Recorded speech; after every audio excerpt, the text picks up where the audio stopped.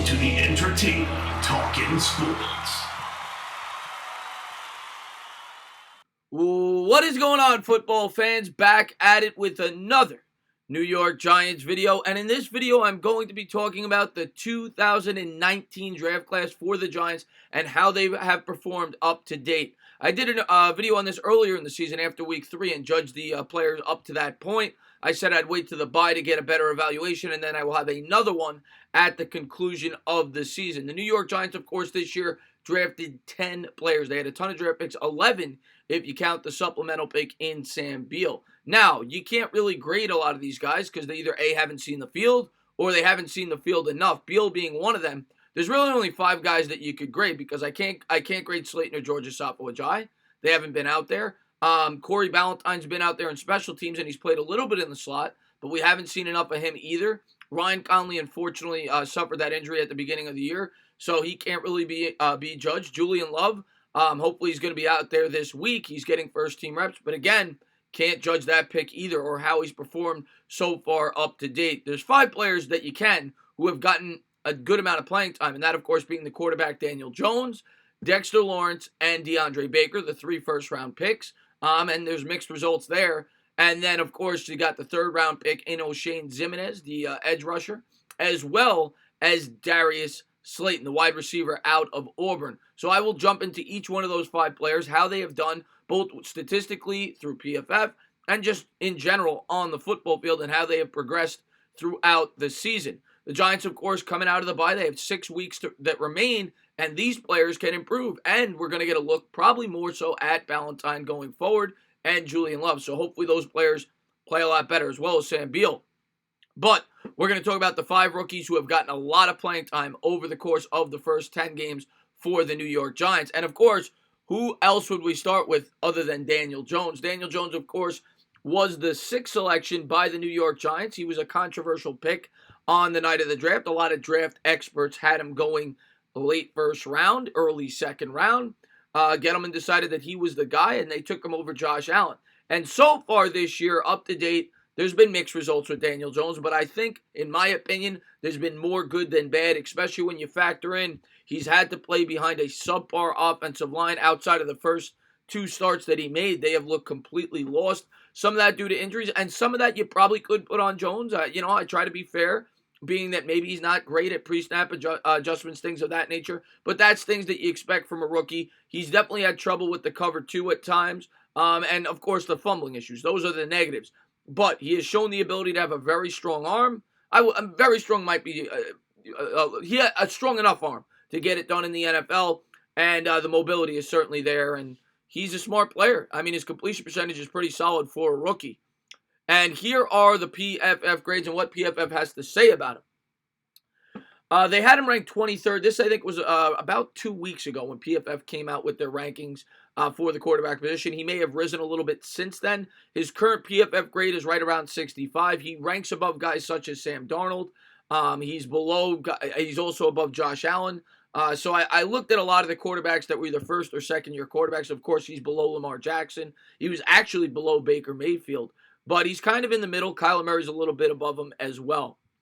It's been a Winston-like start for Jones' career as he's shown off top-notch NFL throws with the 11th highest percentage of big-time throws. But he also has the 4th highest percentage of turnover-worthy plays at 5.8%.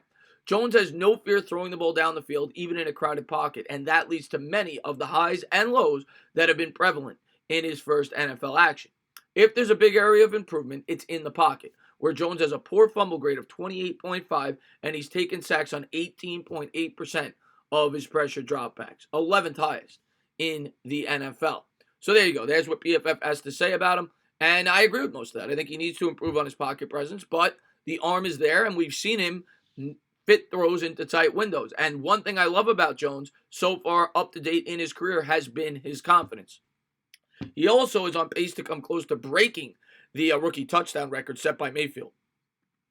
And here is the grade of Jones, 63.5. I think he has 15 touchdowns and 7 picks, or 15 and 8, somewhere along those lines.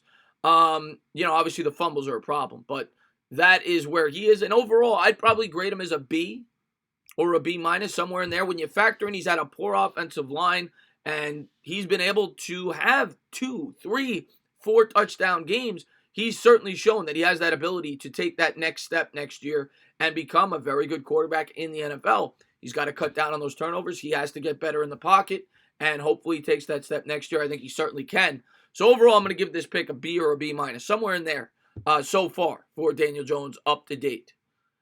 The next guy I wanted to go over was Deandre Baker. Deandre Baker out of Georgia was a lot of teams' first-ranked corner coming into this draft. Now, you could have, Greedy Williams. There was a couple of guys, that could have went above him, but he was certainly in the top 3 going into the draft. The knocks on him were his size, and he's not the best athlete. He's a press corner, something that we as Giants fans have learned. When he's been in zone, he's looked completely lost. But so far to date, I cannot give this pick anything.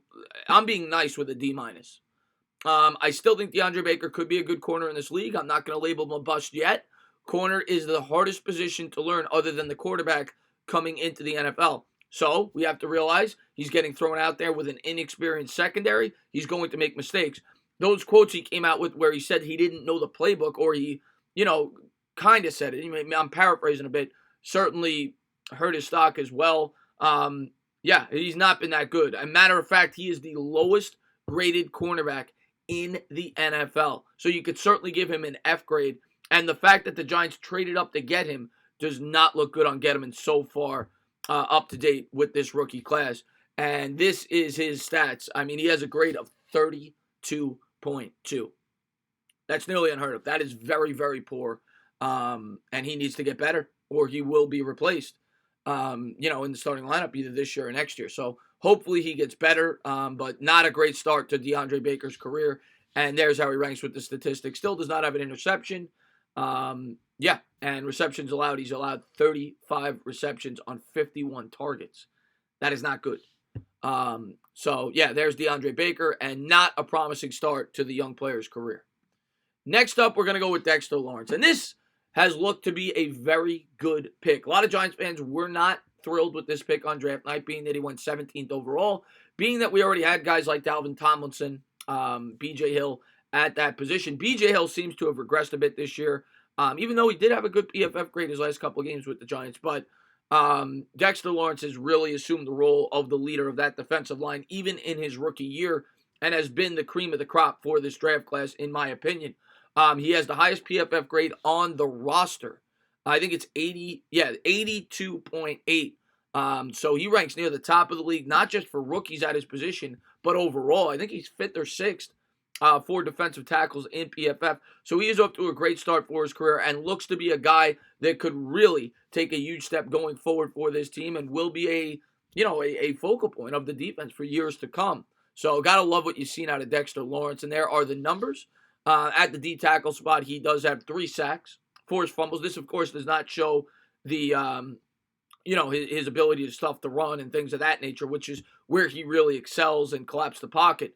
But he's off to a really good start, and he looks to be a really good pick by Dave Gettleman. I'd probably give this pick a B+, maybe even an A- so far. He's off to a really good start. So you got to like what you've seen out of Dexter Lawrence. The next guy we're going to go over is Darius Slayton. And what a pick this looks to be by Dave Gettleman. This is the best pick in terms of value. Got to give this pick an A. This guy is already showing that he's a starting caliber wide receiver in the NFL. We always knew he had the burners. He's tall. He's 6'1", 6'2", has a good vertical leap. He's very fast. Came out of Auburn. I think the reason he dropped is because Auburn struggled. They didn't put up great numbers. But Slayton has really displayed that he is an NFL caliber wide receiver and a starting wide receiver at that. As a matter of fact, he might be the best receiver on the team right now. You probably still got to give it the golden tape, but he has played very well. He's already got 5 touchdowns, and we're going to get into the numbers.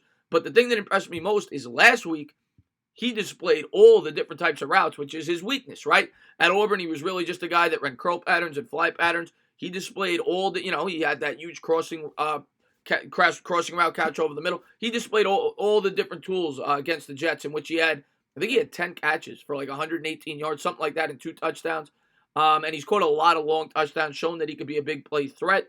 Am I going to say that he's going to be, a supreme receiver?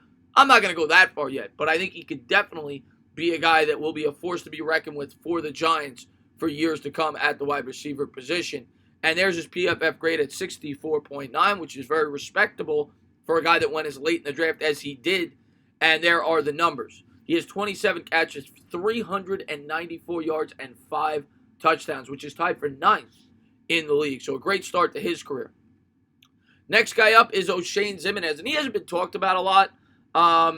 He doesn't play on every snap. He's a pass rusher, and he's a guy that I really like out of Old Dominion, who will be capable, if the Giants decide to switch to the 4-3, playing that defensive end spot. He played that at Old Dominion, and he's been fairly productive. I'm not going to say he's been great because he hasn't. I'd probably give this pick a C or C-, being that it was a late third-round pick. He's had a decent start to his career, and his PFF grade is actually pretty solid at 65.4, which actually ranks right up there with Daniel Jones as an edge rusher for the New York Giants.